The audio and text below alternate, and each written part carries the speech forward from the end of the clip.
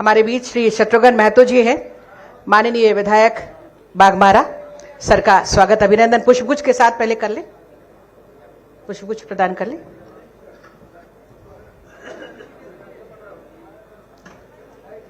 स्वागत स्वरूप ये पुष्पगुच्छ के साथ हम इस कॉन्क्लेव में महोदय का स्वागत अभिनंदन कर रही है। और अब सब सम्मान मंच पर मैं आपको आमंत्रित करती हूं श्री शत्रुघ्न महतो जी, माननीय विधायक बाघमारा, और आपसे बातचीत करने हेतु मैं आमंत्रित करती हूं दिलीप जी और अंजना जी, मंच पर आ जाएंगे।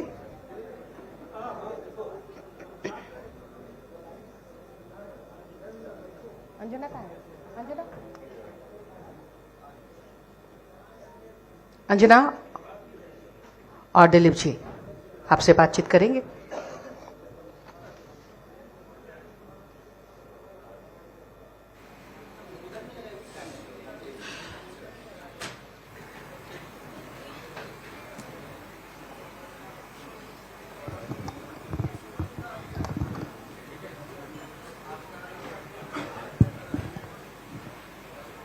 सांसद विभाग ही होता है, सांसद विभाग ही है।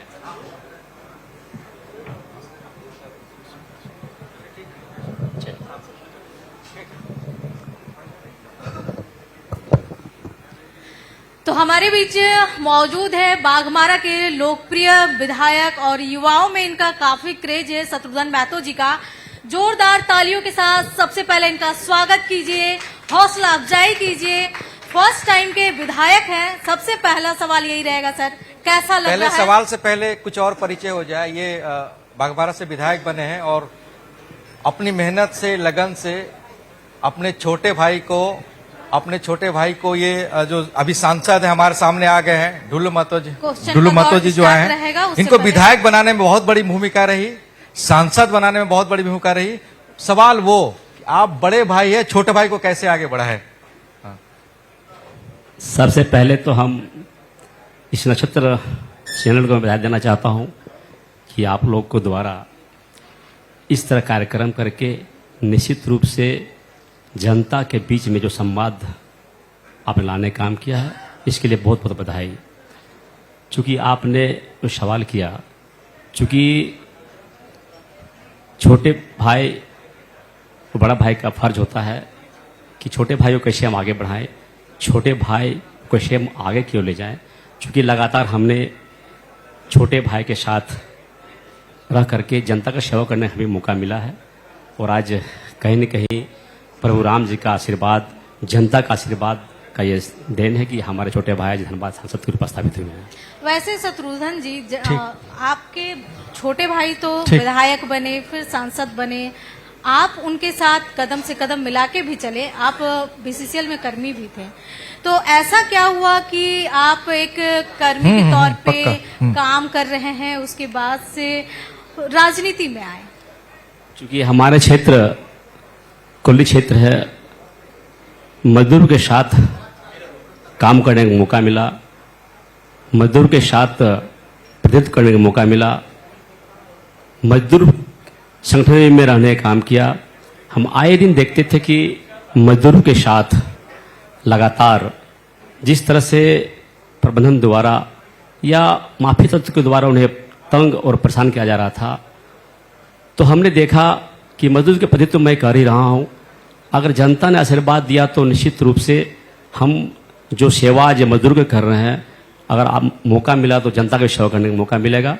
तो आज हमें जनता ने आशीर्वाद दिया कि आज हम बाघमारा से पहली बार विधायक के रूप में स्थापित हुए हैं, और जनता का सेवा लगातार निरंतर मैं करते आ रहा हूँ। लेकिन जनता का सेवा आप कर रहे हैं, विस्थापन की मुद्दा बहुत बड़ी मुद्दा है, ये क्यों नहीं दूर हो रही है?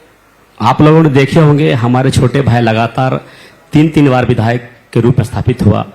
उन्होंने विधानसभा के पटल पर लगातार विस्थापन का मुद्दा लेकर मुखर होकर के क्षेत्र के समस्या के बारे में रखने का काम कर रहे थे। विस्थापन की लड़ाई हमेशा लड़े हैं, और विस्थापन जो अहम मुद्दा है हमारे क्षेत्र के लिए, हमारे छोटे भाई लगातार इस मुद्दे को विधानसभा रखने का काम किया। आज मैं भी 2-3 बार हमारे कार्यकाल में जो सत्र चला, उस सत्र के दौरान भी हमने भी विस्थापन के मुद्दा जोरदार रखने का काम किया है, और सरकार के पास मैं बात को रख सकता हूं लेकिन सरकार कितनी से पहल करती है वो सरकार समझ सकती है। आप लोगों की सबसे बड़ी ये रहती है कि सत्ता पक्ष से सवाल रहता है कि आप लोगों को बोलने कम दिया जाता है, ऐसा क्या?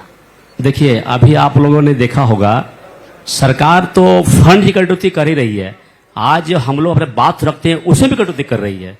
ये बहुत दुर्भाग्य की बात है।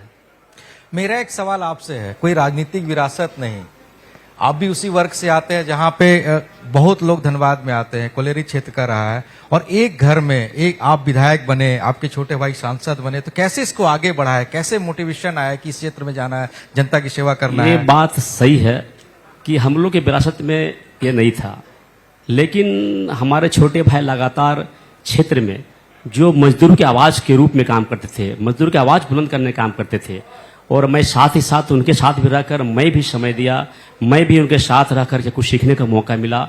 और आज जनता ने देखी और हमारे प्रभु श्री राम जी ने हमारे छोटे भाई को सांसद बनाया, हमें विधायक बनाने का काम किया। अब बाघमारा के विकास के लिए क्या योजनाएं हैं, क्योंकि आप सरकार में नहीं है, आपके छोटे भाई भी विधायक रहे, कई योजनाएं लेकर के आते हैं, तो उसको आगे कैसे बढ़ाएंगे? क्या सरकार पे दबाव बनाएंगे कि जो योजनाएं लंबित रहती हैं, चाहे पेयजल की सुविधा हो, बाकी हो, कैसे आगे बढ़ेगा? अभी आप लोगों ने देखा कि विधानसभा के समय, सत्र के समय हम लोग लगातार हमारे क्षेत्र में सबसे बड़ी समस्या है जल की। जो हमारे रघुवर दास जी के समय 2 योजनाएं चल रही थी, फेज 1 और फेज 2। पहली जो फेज 1 की जो राशि थी वो 207 करोड़ की योजना थी, दूसरी फेज 187 करोड़ की योजना थी।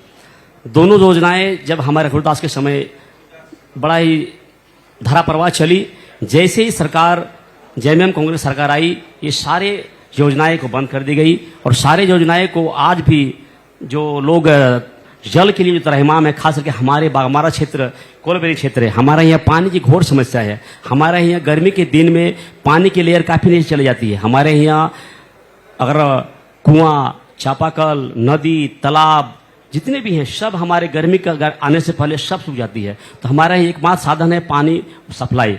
तो आज उसी योजना के तहत हमारे आदरणीय हमारे रघुदास जी के समय जो योजना लाई गई थी, आज वो योजना कहीं न कहीं ये सरकार उस पर रोकी है, सरकार फंड की रीज नहीं कर रही है, सरकार उस योजना को बंद कर दी गई है। उसके साथ हम ये योजना क्या, जितनी योजनाएं चल रही झारखंड में सभी योजना को सरकार बंद कर रखी हुई है। अब कारण आप इस समस्या को हमें समझ सकते हैं। सरकार ने एक विशेष योजना बनाई है, उस योजना में सारे पैसा को फंडिंग किया जा रहा है, सारे पैसा उसमें लगाया जा रहा है, जो सरकार का अपनी बनाई हुई योजना है। इस सारे फंड को रोक दिया गया, चाहे वो जितनी भी जरूरी योजनाएं हैं, जितनी भी लाभकारी योजनाएं हैं, चाहे वो जल की हो, रोड की हो, नाली की हो, पुल पुलिया की हो, सारे योजना रोक दी गई है। लेकिन सरकार तो कहती है कि जो केंद्र की सरकार है, बकाया राशि 1,36,000 करोड़ है, वो पैसे नहीं दे रही है, इसलिए विकास की जो कार्य है वो रुकी हुई है। हमारे राज्य सरकार द्वारा ये बात जो बराबर बोलते हैं, हमने बराबर, हम लोगों ने, हमारे जितने हमारे विपक्ष के लोग हैं, जितने हमारे विपक्ष के विधायक हैं, सभी लोगों ने साफ तौर पर कहता कि आपका जो राशि बकाया है, आप पूरी तरह से आप पूरी हिसाब दें, जो किस मद बाकी है, कब का बाकी है, किस लिए बाकी है। लेकिन सरकार इस पर ध्यान नहीं दे रही है। सरकार सिर्फ एक ही बात बोल रही है कि हमारे केंद्र सरकार का नाश बाकी है। तो हमने साफ शब्द में कहा, केंद्र सरकार भी कहना है कि आपके हमारे द्वारा जो फंड दी जाती है, जो आपने उपयुक्त प्रमाण पत्र यानी यूटिलाइजेशन सर्टिफिकेट जब तक आप नहीं दीजिएगा आपको फंड नहीं दी जाएगी। सरकार क्या करती है, अगर इस मद में अगर पैसा दिया गया तो दूसरे मद में पैसा खर्चा की जाती है। जो उनका विशेष योजना है, जो विशेष योजना चला रही है, उस पर खर्चा कर रही है। तो केंद्र सरकार कहीं न कहीं मध्य पैसा देने के तैयार है, फंड देने के तैयार है, लेकिन ये राज्य सरकार जो है, ये जो उपयोगिता प्रमाण पत्र है वो देने में असमर्थ है। वो टाल कर अपनी स्थिति अपनाई हुई है। जैसा कि धनबाद कोयलांचल कॉन्क्लेव चल रहा है नक्षत्र का, और यहाँ नक्षत्र का ये जो कॉन्क्लेव है काफी महत्वपूर्ण विषयों पर चर्चा के लिए रखा गया है।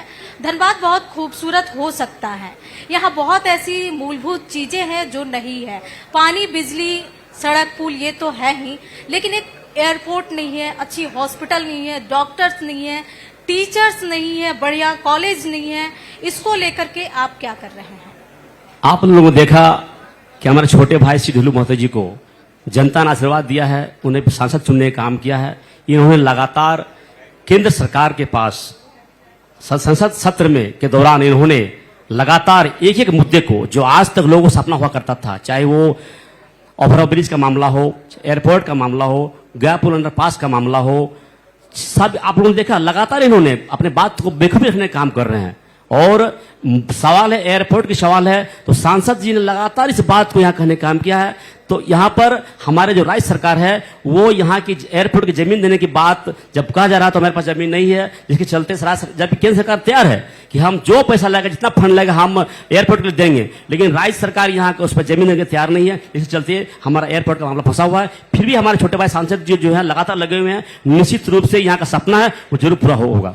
देखिए, बिल्कुल ये हमारे साथ बाघमारा विधायक थे जिन्होंने कहा है कि जो सपना है जरूर पूरा होगा। और ये आज ये राजनीति में विरासत को लेकर के नहीं आए, बल्कि अपनी पकड़ और जनता के बीच जो प्यार बना है उसको लेकर के आज विधायक बने हैं। और आज के कार्यक्रम में शत्रुघ्न महतो से बस इतना ही। अगली बार फिर जब कॉन्क्लेव करेंगे तो इनसे ज्यादा सवाल और ज्यादा जवाब लेंगे। धन्यवाद शत्रुघ्न जी, बहुत बहुत आपका आभार, शुक्रिया। आप नक्षत्र के धनबाद कॉन्क्लेव में बहुत ही बेबाकी के साथ अपनी बातों को रखा, शुक्रिया। एक बार जोरदार तालियां हो जाए शत्रुघ्न महतो के लिए। चलिए भाई, आपका चैनल को धन्यवाद, बहुत बहुत बहुत बहुत धन्यवाद। और अब आज की तमाम स्मृतियां आपके जहन में रही। स्मृति चिन्ह प्रदान करने के लिए पुनः एक बार मैं एमडी नक्षत्र न्यूज श्री राकेश ओझा सर और श्रीमती मेधा ओझा सर को, मैम को बुलाना चाहती हूँ।